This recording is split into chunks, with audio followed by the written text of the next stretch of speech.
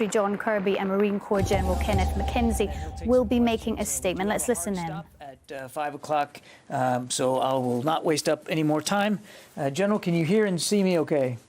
Hey, John, I can hear and see you just fine. How me? Over.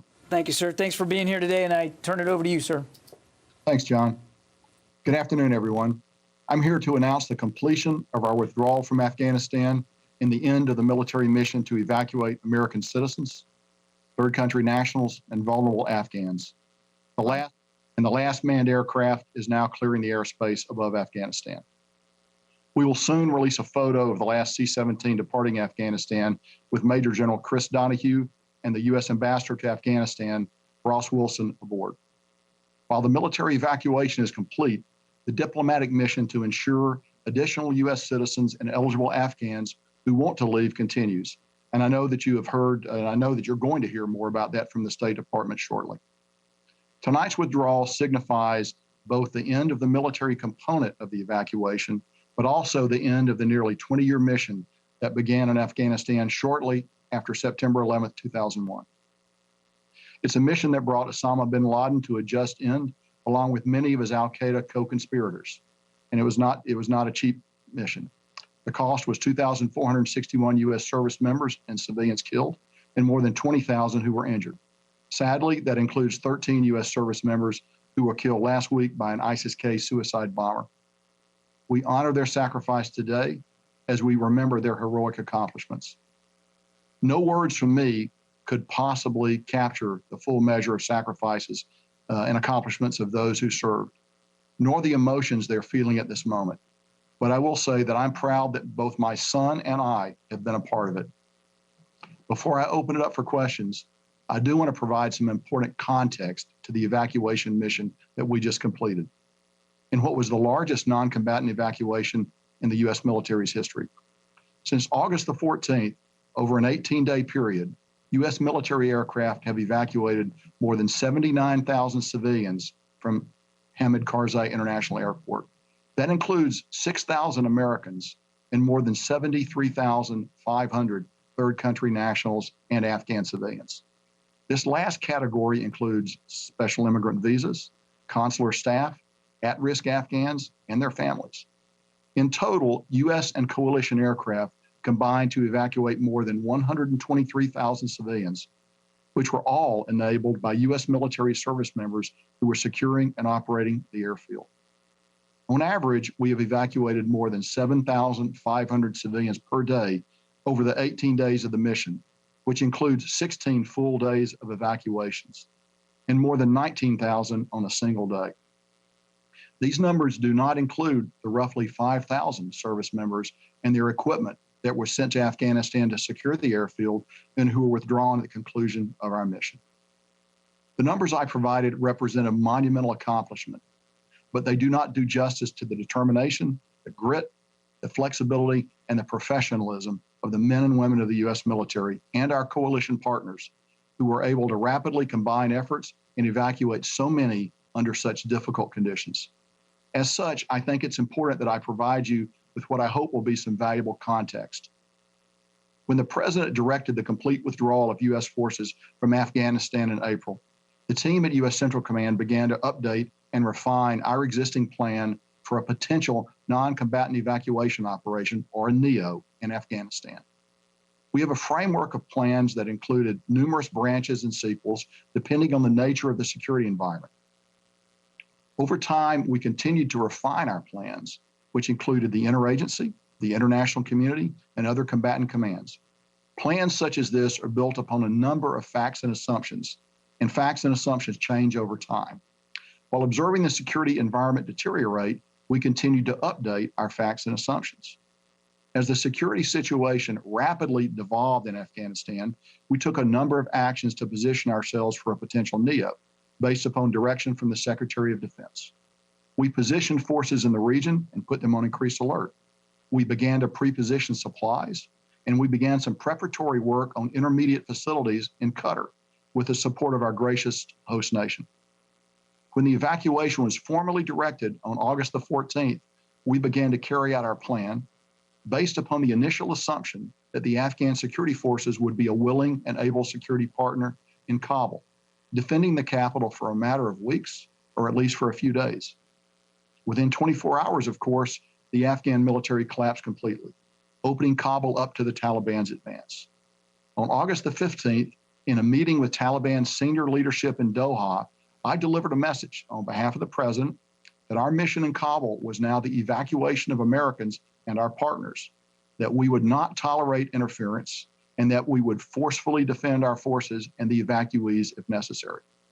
The Taliban's response in that meeting was in line with what they've said publicly. While they stated their intent to enter and occupy Kabul, they also offered to work with us on a deconfliction mechanism to prevent miscalculation while our forces operated in close quarters. Finally, they promised not to interfere with our withdrawal. It's important to understand that within 48 hours of the NEO execution order, the facts on the ground had changed significantly. We had gone from cooperating on security with a longtime partner and ally to initiating a pragmatic relationship of necessity with a longtime enemy. Into that environment, Rear Admiral Pete Vaisley and Brigadier General Farrell Sullivan of the Marines, and subsequently Major General Chris Donahue of the Army's 82nd Airborne Division, deployed and employed their forces and did extraordinary work with the leading elements of our reinforcement package to safely close the embassy in one period of darkness, or one evening, to establish a deconfliction mechanism with the Taliban, to establish security at the airport, and to bring in the rest of our reinforcements into the airport. They accomplished this difficult list of tasks within 48 hours of supporting the transfer of the embassy to the airport. I visited Kabul on Tuesday, August the 17th, to see the work being done to establish security firsthand and to observe the transition to the evacuation.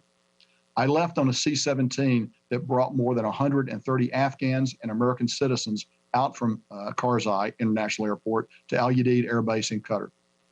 Our men and women on the ground at the airport quickly embraced the dangerous and methodical work of defending the airport while conducting the hand-to-hand screening of more than 120,000 evacuees from 6 different entry points under the airfield. We also conducted 3 separate helicopter extractions of 3 distinct groups of civilians, including at least 185 American citizens, and with our German partners, 21 German citizens.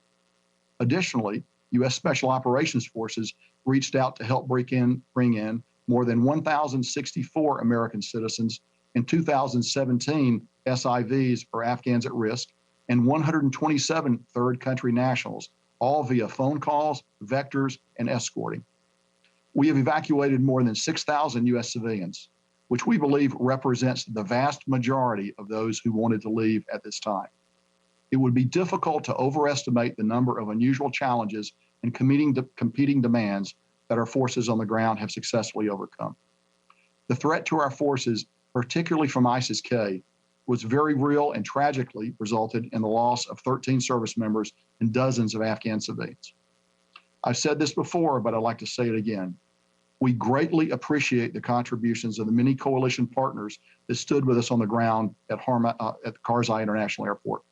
I'm just going to single out one nation as an example of the many, the Norwegians, who maintained their hospital at the airport and who were absolutely critical for the immediate care of our wounded after the Abbey Gate attack. Even after the attack, they agreed to extend the presence of their hospital to provide more coverage for us. Our diplomats have also been with us in Kabul from the beginning, and their work in processing over 120,000 people stands right beside that of their military partners. We were a team on the ground. As I close my remarks, I would like to offer my personal appreciation to the more than 800,000 service members and 25,000 civilians who have served in Afghanistan, and particularly to the families of those whose loved ones have been lost or wounded. Your service, as well as that of your comrades and family members, will never be forgotten. My heart is broken over the losses we sustained 3 days ago. As the poem by Lawrence Benyon goes, we will remember them. The last 18 days have been challenging. Americans can be proud of the men and women of the armed forces who met these challenges head on. I'm now ready to take your questions. Thank you, General. We'll start with Lita at AP. I would ask you to, because we're limited on time, to please limit your follow-up so that more people can get questions asked. Go ahead, Lita. General, thanks for doing this. It's Lita with AP. Can you give us a sense of whether or not there were any American citizens or other civilians who were taken out on any of those last couple of C-17s that flew out this afternoon? And can you give us a picture of what you saw with equipment and other things getting either destroyed or removed at the airport before they left? Lita, so no American citizens came out on the last, what we call the joint tactical exfiltration, the last 5 jets to leave. We maintained the ability to bring them in up until immediately before departure, but we were not able to bring any Americans out. That activity ended probably about 12 hours before our exit, although we continued the outreach and would have been prepared to bring them on until the very last minute, but none of them made it to the airport and were able to be accommodated. We brought some of it out and we demilitarized some of it. Let me give you an example of something that we demilitarized. You're very much aware, of course, of the rocket attack that occurred yesterday, where 5 rockets were fired at the airfield. Our CRAMs were very effective in engaging the 2 rockets that did fall on the airfield, and we believe they probably kept them from doing more significant damage. We elected to keep those systems in operation up until the very last minute. It's a complex procedure, complex and time-intensive procedure to break down those systems. So we demilitarized those systems so that they'll never be used again. And there was just we felt it was more important to protect our forces than to bring those systems back. We have also demilitarized equipment that we did not bring out of the airport. That included a number of MRAPs, up to 70 MRAPs that we demilitarized and will never be used again by anyone. 27 Humvees, the little tactical vehicle that will never be driven again. Additionally, on the ramp at HKIA are a total of 73 aircraft. Those aircraft will never fly again when we left. They'll never be able to be operated by anyone. Most of them were non-mission capable to begin with, but certainly they'll never be able to be flown again. Thank you. David. General David Martin with CBS. Was there any attempt to interfere with the final flights out, either by the Taliban or by ISIS or any other group? And at the end, did Americans just vacate the premises, or did they turn it over to the Taliban? Oh, we know that ISIS-K has worked very, very hard to strike us and to continue to strike us. We feel that the strike we took yesterday in Kabul actually was very disruptive to their attack plans and threw them off stride. And I think that was one of the significant reasons why they were not able to organize themselves and get after us as we conducted the final withdrawal. I will tell you, the Taliban have been very pragmatic and very businesslike as we have approached this withdrawal. We did not turn it over to the Taliban. General Donahue, one of the last things he did before leaving was talk to the Taliban commander that he had been coordinating with as soon as about the time we were going to leave, just to let them know that we were leaving. But there was no discussion of turning anything over of that at all. Jen. General McKenzie, Jennifer Griffin from Fox News. If I could just have you reflect personally, after 20 years of war, you've served there, you've now watched the last troops leave, you've lost troops in recent days. How did it feel leaving Afghanistan to the very group that you overthrew 20 years ago, the Taliban? Well, as I sort of said in my remarks, as you know, I've been there a couple times. My son's been there a couple times. And it was I was very conflicted, actually. But I would tell you, I was pretty much focused on the task at hand. I'll have days ahead to actually think about that, but there was just so much going on in this headquarters, and we were so completely focused on getting our troops out, and in the days before getting our citizens out and vulnerable Afghans to the best of our ability, that I did not have a lot of time for reflection. I'm sure I will do that in the future, but right now I'm pretty much consumed with the operational task at hand. That's a good question, and I am going to be thinking about that in the days ahead. Your message to Americans and Afghan allies who were left behind? So the military phase of this operation is ended. The diplomatic sequel to that will now begin. And I believe our Department of State is going to work very hard to allow any American citizens that are left, and we think the citizens that were not brought out number in the low, very low hundreds. I believe that we're going to be able to get those people out. I think we're also going to negotiate very hard and very aggressively to get our other Afghan partners out. The military phase is over, but our desire to bring these people out remains as intense as it was before. The weapons have just shifted, if you will, from the military realm to the diplomatic realm, and the Department of State will now take the lead on that. Nancy? Can you clarify just a couple points? Can you tell us how many people are on that final C-17 flight? Can you tell us where that flight is headed? And you mentioned that General Donahue talked to his Taliban, essentially his counterpart. Can you give us any sense of what role the Taliban played from a security perspective to allow the U.S. to safely depart Kabul? Yeah, so I'm not going to be able to answer the first two questions because those operations are still concluding as to where those aircraft are going and the exact disposition of our forces on the aircraft. I can tell you this, though, about what the Taliban has done. They established a firm perimeter outside of the airfield to prevent people from coming on the airfield during our departure. And we've worked that with them for a number of days. They did not have direct knowledge of our time of departure. We chose to keep that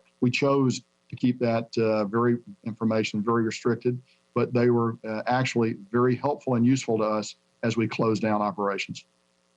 I want to go to the phones. I haven't done that yet. Dan Lamoth. Hey, thanks for calling on me.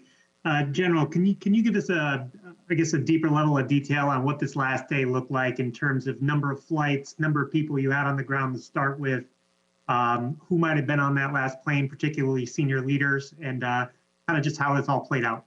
Thanks. Sure. So let me actually begin with the back end of your question. On the last airplane out was General Chris Donahue, the commander of the 82nd Airborne Division, and my ground force commander there. And he was accompanied by our Charge A, Ambassador Russ Wilson. So they came out together. So the state defense team came out on the last aircraft and were, in fact, the last people to stand on the ground, step on the airplane.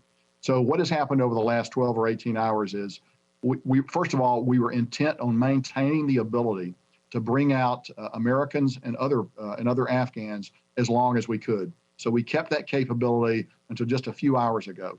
And we were able to bring out some people earlier in the day, although, as I've noted earlier, we had to cut it off sometime before this operation began. But we were intent on maintaining that capability. We were also intent on maintaining our force protection because of the threats from ISIS were very real, very concerning.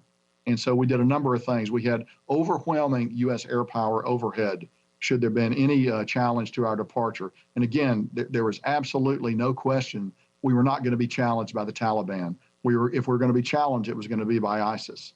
And I think some of the things we've done yesterday, particularly the strike, and other things we've done have disrupted their ability to conduct that attack planning. But they remain a very lethal force, and I think we would assess that probably there are at least 2,000 hardcore ISIS fighters in Afghanistan now. And of course, many of those come from the prisons that were opened a few days ago. So that number is up and is probably as high as it's ever been in quite a while. And that's going to be a challenge for the Taliban, I believe, in the days ahead.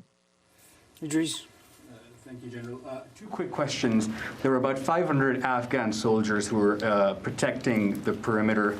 Did you evacuate them and their families? And secondly, just on the airport, now that you've departed, do you believe it can take on civilian aircraft pretty soon, or will it require some type of repair or expertise? Sure. So to the best of my knowledge, which is actually pretty good, I believe we brought out all the Afghan military forces who were partnered with us to defend the airfield and their family members. So I believe that has been accomplished. We need the airport to be operational, and we need the airport to be operational quickly for civilian traffic. So we're going to do everything we can to help with that. Let me give you an example. One of the things we did not demilitarize as we left were those pieces of equipment that are necessary for airport operations, such as a fire truck, some of the front end loaders, things like that. We left that equipment. So that is available to allow that airport to get back and get operating as soon as possible. And it needs to get operating as soon as possible. Louis?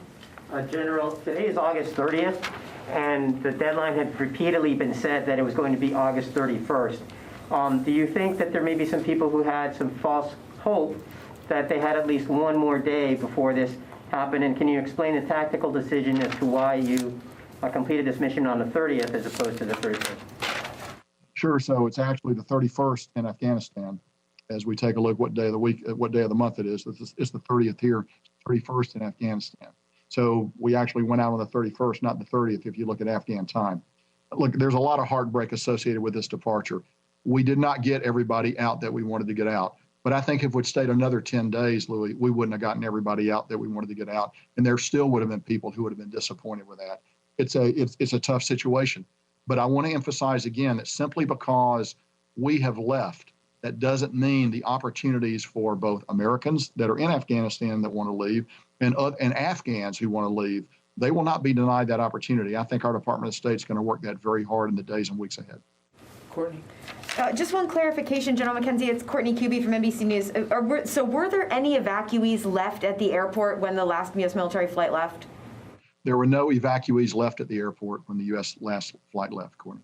Thank you. And then just on the Taliban, you know, you've talked about their pragmatic ways of operating with the U.S. military here. Do you see a role for the U.S. military to have open conversations with the Taliban, even potential coordination going forward, in particular with this growing and now accentuated threat from ISIS?